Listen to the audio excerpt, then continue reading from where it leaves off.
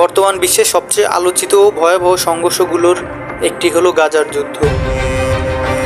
কিন্তু এই যুদ্ধের পেছনে আসল কারণ কি? কেন গাজার উপত্যকা এত গুরুত্বপূর্ণ? আর কেন ইসরায়েল ও হামাসের মধ্যে বারবার যুদ্ধ হয়? আজকের ভিডিওতে আমরা জানব এই যুদ্ধের ইতিহাস, কারণ, বর্তমান পরিস্থিতি এবং ভবিষ্যতে কী হতে পারে। চলো তাহলে শুরু করা যাক। প্রথমে আমরা জানব গাজার ইতিহাস সম্পর্কে। গাজা উপত্যকা একটি ছোট এলাকা, এখানে প্রায় 20 লাখের বেশি মানুষ বসবাস করে। এই অঞ্চলটি দীর্ঘদিন ধরে সংঘর্ষের কেন্দ্রবিন্দু। 1948 সালে আরব ও ইসরায়েলের যুদ্ধ শুরু হয়। এরপর থেকে এই অঞ্চলটির উত্তেজনা বাড়তে থাকে। এরপর 1967 সালে 6 দিনের যুদ্ধের পর ইসরায়েল গাজা দখল করে নেয়। 2005 সালে ইসরায়েলের গাজা থেকে সেনা সরিয়ে নেয়, কিন্তু সীমান্ত, আকাশপথ এবং সমুদ্রপথ নিয়ন্ত্রণে রাখে। 2007 সালে হামাস গাজায় ক্ষমতায় আসে।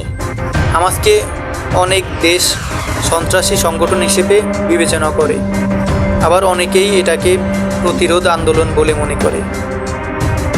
এরপর থেকেই ইসরায়েল ও হামাসের মধ্যে একাধিকবার যুদ্ধ হয়েছে, যার ফলে গাজায় মানবিক সংকট আরও গভীর হয়েছে। বর্তমান যুদ্ধের কারণ হচ্ছে, সম্প্রতি সংঘর্ষ শুরু হয় যখন হামাস হঠাৎ করে ইসরায়েলের ওপর বড় ধরনের হামলা চালায়। এর জবাবে ইসরায়েল ব্যাপক বিমান হামলা শুরু করে।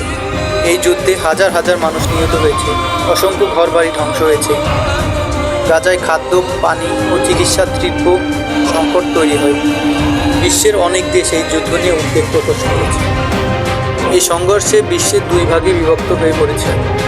যুক্তরাষ্ট্র ও কিছু পশ্চিমা দেশ ইসরায়েলের পাশে দাঁড়িয়েছে, অন্যদিকে ইরান ও অনেক মুসলিম দেশ ফিলিস্তিনকে সমর্থন করেছে।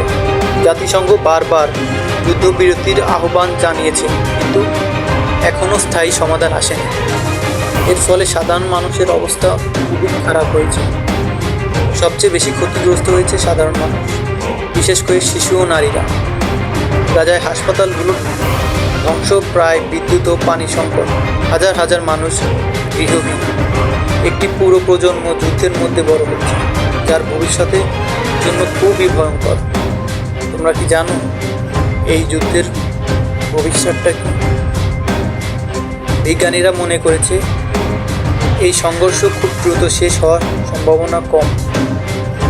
আমাদের স্থায়ী শান্তির জন্য দরকার 2 পক্ষের সমঝোতা, আন্তর্জাতিক চাপ এবং রাজনৈতিক সমাধান। কিন্তু বাস্তবে এটি একটি জটিল সমস্যা, যার সমাধান সহজ নয়। গাজার যুদ্ধ শুধু একটি অঞ্চল নয়, এটি পুরো বিশ্বের জন্য একটি বড় শিক্ষা, যেখানে মানবতা, রাজনৈতিক এবং শক্তির সংঘর্ষ একসাথে দেখা যায়। আপনার কি মনে হয় এই যুদ্ধ কবে শেষ হবে?